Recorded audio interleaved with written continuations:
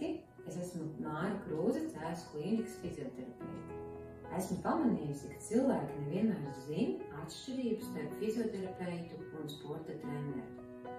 Tad lūk, fitnesa treneris attīstījusi fiziskās spējas, ātrumu, spēku, lokanību, veiklību, bet fizioterapeits strādā arī uz zaudētajām funkcionālām spējām, kas bieži saistās ar sāpēm, locīto kustību ierobežojumiem.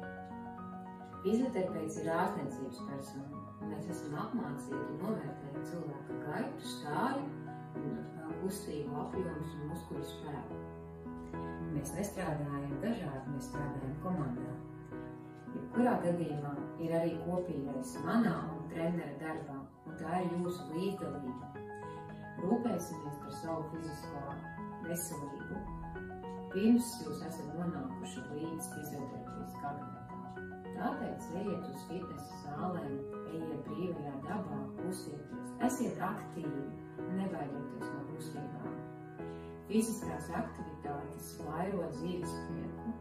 Tiekamies 23. septembrī Bija aktīva idejas ietveros Cēsu klīnikā vai kādā no Latvijas sporta klubiem.